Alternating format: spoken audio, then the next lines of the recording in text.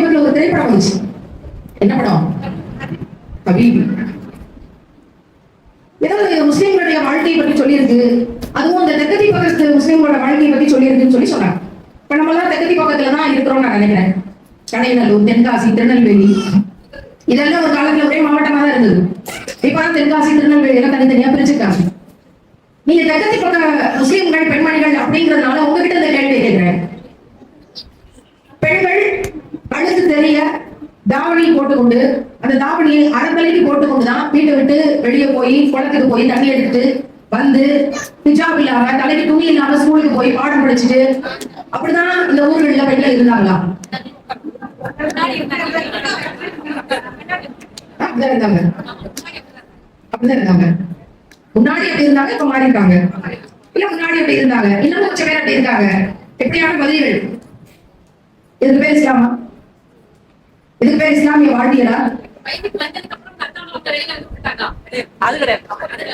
வயதுக்கு வந்த பிறகு படிக்க போனோம். ஜராவோட, கர்தாவோட, பேடுகளோட இஸ்லாம் நமக்கு என்ன சொல்லி கொடுத்துச்சு? தலைமுடி கூட வெளியில் தெரியாமல் உங்களை நீங்கள் மறைத்துக் கொள்ளுங்கள். இல்ல தலைமுடியை கூட ஒரு முடி வெளியே தெரிஞ்சா அது ஈர்ப்பு. எல்லாரும் மொட்டையடிச்சா அப்படி இருப்போம், நல்லாவே இருக்க மாட்டோம். ஆணா இருக்கட்டும் பெண்ணா இருக்கட்டும், முடிதான் ரொம்ப அழகு, முகத்துக்கு வசீகரம், ஈர்ப்பு, கவர்ச்சி. அதனால முடியை மறைச்சுக்கோங்க அப்படின்னு இஸ்லாம் சொல்லி கொடுத்தது. இந்த திரைப்படத்துல ரொம்ப சர்வசாதாரணமாக பள்ளிக்கூட நாட்கள்ல ஒரு ஆணும் பெண்ணும் காதலிக்கிறாங்க. அந்த தலைக்கு துணியை போட்டுக்கொண்டு கழுத்து முழுக்க வெளியே தெரிய இந்த வயதுக்கு வந்த பிள்ளைகள் வெளியே போறாங்க, வர்றாங்க, ஜாலியா போயிட்டு பேசிக்கிறாங்க, லவ் பண்றாங்க. கிளாஸ் ரூம்ல காதல் காட்சிகள்.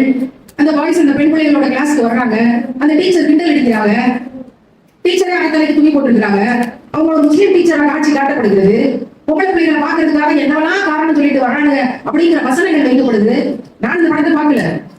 அந்த படத்துல ட்ரெயிலர் இருக்குன்னு, அந்த படத்துல இருக்குன்னு ஒரு சோறுக்கு ஒரு சோறு காட்டப்படுச்சு. இதெல்லாம் இஸ்லாமான்னு கேட்டா இஸ்லாம் இல்லை. நாங்க தெற்கத்தி பக்கத்து முஸ்லிம்களோட வாழ்க்கையை தான் காட்டினோம் என்று சொல்லலாம். ஒருவேளை மக்கள் ஒரு காலத்தில் அப்படி வாழ்ந்திருக்கலாம், ஆனால் அது இஸ்லாம் கிடையாது. அந்த ஊர் மக்களுக்கு இஸ்லாம் வந்து சேரவில்லை என்று பொருள். நீங்கள் அந்த ஊர் மக்கள் இந்த காலகட்டத்தில் இப்படி வாழ்ந்தார்கள் என்று நீங்கள் அதை பதிவு செய்யலாம். ஆனால் இதுதான் இஸ்லாமிய வாழ்வியல். இஸ்லாமிய வாழ்வியலை சொல்லுகிறது, இஸ்லாமிய மக்களுடைய வாழ்க்கையை சொல்லுகிறது என்று நீங்கள் இஸ்லாத்தை தவறாக எடுத்து சொல்வதற்கு எவ்வளவு உங்களுக்கு தைரியம் இருக்கணும்? இஸ்லாத்தை சொர்க்கத்துக்கான நேர்வழியை கழகப்படுத்துவதற்கு உங்களுக்கு அவ்வளவு தைரியம் இருக்கிற போது, இஸ்லாத்தை இஸ்லாமாக பின்பற்றிக் கொண்டு எங்களுக்கு உயிருக்கு நிகராக நாங்கள் அதை நேசித்து உயிரிலும் மேலாக எங்கள் நபிகளார் சொன்ன வழியை நேசித்துக் கொண்டிருக்கக்கூடிய எங்களுக்கு அதை எதிர்க்கிற தைரியம் இருக்கக்கூடாதா? இருக்கலாமா? இருக்கக்கூடாதா? இருக்கணும். பிஸ்மில்லா சொல்லி உள்ள கையில தேட்டர் டிக்கெட் கொடுத்து பிஸ்மில்லா சொல்லி டிக்கெட் கொடுவான். விளங்குமா? சினிமா தேட்டருக்கு போகாதீங்க. இங்கிலீஷினுடைய கூடாரம், அங்க இருக்கக்கூடிய காதலும் காமமும் சினிமா பாடல்களும் அதில் காதல் வரிகள் என்று வைக்கப்படக்கூடிய அயோக்கியத்தனங்களும் வாழ்க்கையுடைய நல்ல ஒழுக்கத்தை கெடுத்துரும், அதன் பக்கம் போகாதீங்க அப்படின்னு சொல்லி பாடம் நடத்தி கொண்டிருக்கும் போது நான் சொல்லல, நபிகள் நாயகம் ஸல்லல்லாஹு அலைஹி வஸல்லம் அவர்கள் சொன்னார், இசையின் பக்கம் போகாதீங்க, காது கொடுத்து கேட்காதீங்க, நடிப்பு என்பது போய் இந்த உலகத்தை சூட்டி உங்க கையில கொடுத்தாலும் இல்லாத ஒன்றை கற்பனையான ஒன்றை செய்து காட்டாதீர்கள். அவனை போல் நீ செய்து காட்டாதே, அவன் செய்வதை போல் நீ நடித்து காட்டாதே, போல செய்கள் என்பது உலகமே என் கையில சுருட்டி கொடுக்கப்பட்டாலும் நான் செய்ய மாட்டேன்னு 3 தடவை சொன்னாலும். நடிப்பு என்பது இல்லாத ஒன்றை கற்பனையாக இருப்பதை செய்வது, அது இன்னொரு மனிதன் போல செய்து காட்டுவது, இது ரெண்டோட கலவை. இதை தடுத்திருக்கிற போது நேரடியாக நம்முடைய தலைவர் இது வேண்டாம், தடுத்துக் கொள்ளுங்கள், ஹராம், நரகத்துக்கு கொண்டு போய் விடும்னு சொல்லும் பொழுது நாம் எப்படி அதை செய்ய முடியும்? பிஸ்மில்லான்னு சொல்லி சினிமா தேட்டருக்கு டிக்கெட் கொடுன்னு சொன்னா பதிவுகள் எழுதுறாங்க. எங்களுடைய தோழிகள் நாங்கள்லாம் சேர்ந்து பள்ளிக்கூடத்துல இப்படிதான் படிச்சோம், அந்த படத்துல அதை காட்டியிருக்காங்க. எனவே அவர்களை தேட்டருக்கு செல்ல அனுமதி கொடுங்கள். முடிந்தால் குடும்பத்தோடு சென்று திரைப்படத்தை பார்த்து அனுமதி கொடுங்கள். இப்ப எல்லாரும் குடும்பத்தோடு தேட்டருக்கு போயிட்டோமா? பிள்ளைகளை எல்லாம் கூட்டிட்டு தேட்டருக்கு போயிட்டோமா? இஸ்லாமிய வாழ்வியலை ரொம்ப சந்தோஷமா பார்த்துட்டு வந்துட்டோமா? கப்பலுக்கு போன மச்சான்னு நம்மளும் வெளிநாட்டுல இருக்க மச்சான்னு நினைச்சு 4 துளி கண்ணீரை விட்டுட்டு வந்துட்டோமா? சரி, இப்ப எல்லாம் சொர்க்கத்துக்கு போயாச்சா? ஒரு பெரிய புரட்சி நடந்துச்சா? இஸ்லாமிய மக்களை திரைப்படங்களில் தீவிரவாதிகளாக காட்டுகிறார்கள், அதனால நம்ம இஸ்லாமிய மக்களை நல்லவங்களா காட்டுறோம். இது எப்படி இருக்கு அப்படின்னா, சினிமாவை கொண்டு சினிமாவை எதிர்க்கிறோம் அப்படிங்கிறது எப்படி இருக்கு அப்படின்னா, நான் உடம்புல இருக்கிற அழுக்க கழுவணுங்கிறதுக்காக சாக்கடையை எடுத்து கழுவிக் கொள்வது எப்படியோ அப்படிதான். கியாமத் நாள் வரைக்கும் உலகம் அழிக்கப்படுகிற நாள் வரைக்கும் இந்த உலகத்துல என்னென்ன நடக்கும் அப்படிங்கிறத நபிகள் நாயகம் ஸல்லல்லாஹு அலைஹி வஸல்லம் அவர்களுக்கு அல்லாஹ் எடுத்து காமிச்சான். இந்த உலகத்தை படைத்தவன் இது அந்த இடத்துல தொங்க விட்டு, இந்த பூமி நம்ம பிளைட்ல போறோமே அதை விட வேகமா இந்த பூமி சுத்திட்டு இருக்கு, நம்ம கண்ணுக்கு அது தெரியல, அல்லாஹ் மறைச்சு வச்சிருக்கான். தெரிஞ்சிச்சுன்னா ஒருத்தர் உயிரோட இருக்க முடியாது. அதனால நம்ம கண்ணுக்கு தெரியாம மறைச்சு அந்த இயக்கம் மறைத்து வைக்கப்பட்டிருக்கிறது. நம்ம இப்ப உட்கார்ந்து இருக்கிற இந்த இடம் பிளைட்டை விட வேகமா சுத்திட்டு இருக்கு. கற்பனை பண்ண முடியல. கிரு கிரு கிரு கிரு சுத்திட்டு இருக்கு வேக வேகமா. அதுவும் தன்னையும் சுத்தி கொண்டு சூரியனையும் சுத்திக்கிட்டு இருக்கு. சூரியன் இப்ப நமக்கு எதிர் திசையில இருக்கு. அதனால இப்ப நம்ம இருட்டுல இருக்கோம். நமக்கு நேரம் சூரியன் வரும்போது நாளைக்கு காலையில வெளிச்சம் வந்துடும். இதுதான் நம்முடைய விருப்பு, இதுதான் உண்மை, இதுதான் சத்தியம். இப்படி இருக்கிற இந்த பூமியை படைச்சான இறைவன், இதுக்கு ஒரு சூரிய பந்தை கொடுத்தான இறைவன், இது ஒரு நாள் தீர்ந்து போகும்னு சொன்னான இறைவன், இவற்றையெல்லாம் படைத்த இறைவன் இந்த சினிமான்னு ஒண்ணு வரும், டெக்னாலஜின்னு ஒண்ணு வரும், செல்போன் ஒண்ணு வரும், கம்ப்யூட்டர்னு ஒண்ணு வரும். இது எல்லாவற்றையுமே கியாமத் நாள் வரைக்குமான அத்தனையும் நம்ம ரசூலுல்லாஹ்வுக்கு காமிச்சு கொடுத்தாச்சு. நபிகளா நினைச்சிருந்தா அன்றைக்கே ஒரு டெக்னாலஜியை உருவாக்கி, அன்றைக்கே ஏதாவது நாடக கொட்டகைகளை உருவாக்கி எல்லாரையும் நடிச்சு காமிச்சு, இது நல்ல டெக்னாலஜி, போங்க தெரு தெருவா நாடகம் போட்டு மக்களுக்கு இஸ்லாத்தை எடுத்து சொல்லுங்க, தாவா செய்ய, அழைப்பு பணியை செய்ய அப்படின்னு சொல்லி இருக்கலாமா இல்லையா? ஒரு நாளும் அவங்க அதை செய்யல, செய்ய மாட்டாங்க. ஏன்னா நடிப்பு என்பது பொய், இல்லாத ஒன்று பொய், பொய் நாடகத்தின் வாசல். எப்படி அவங்க சொல்லுவாங்க? தெளிவா வழி காமிச்சுட்டு போயிருக்காங்க சொந்தத்துக்கு போறதுக்கு. அதை கெடுக்கக்கூடிய வேலைகளை சில ஆளுங்கள் இன்னைக்கு செய்யறாங்க, சில அழைப்பு பணியாளர்கள் இன்னைக்கு செய்யறாங்க, சில இஸ்லாமிய அமைப்பு தலைவர்கள் செய்யறாங்க, மிக முஸ்லிம்கள் பேர்ல இருக்க அரசியல் தலைவர்கள் செய்யறாங்க. ரொம்ப ஆச்சரியமா இருக்கு, அதிர்ச்சியா இருக்கு. ஆனால் இந்த எந்த பதவியும் இல்லாத நாம் சாமானியர்கள், நம்ம கிட்ட எந்த பதவியோ அதிகாரமோ எதுவும் இல்லை. நம்ம கிட்ட இருக்கிற ஒரே ஒரு கௌரவம் நபிகள் ஸல்லல்லாஹு அலைஹி வஸல்லம் அவர்களுடைய உம்மத் என்ற தலைவருடைய சமூகம். நாங்க எல்லா நபிமார்களின் சமூகத்தை விடவும் சிறந்தவர்கள் நாங்க. யார் சொன்னது? அவர்தான் சொல்றான்.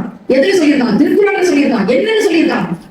முஹம்மது நபிகள் ஸல்லல்லாஹு அலைஹி வஸல்லம் அவர்களுடைய சமூகத்தவர்கள் எல்லா நபிமார்களின் சமூகத்தை விடவும் சிறந்தவர்கள். ஏனென்றால் இவர்கள் நன்மையை விதைப்பார்கள், தீமையை தடுப்பார்கள். சுபஹானல்லாஹ். நமக்கு என்ன வேலை? நன்மையை எடுத்து சொல்றதும், நன்மையை வாழ்ந்து காட்டுறதும், தீமையை தடுக்கிறதும் நமக்கு வேலை. சினிமா கொட்டைக்கு போய் இஸ்லாமிய அழைப்பு பணியை செய்யுங்கன்னு சொல்றது நம்ம வேலை கிடையாது.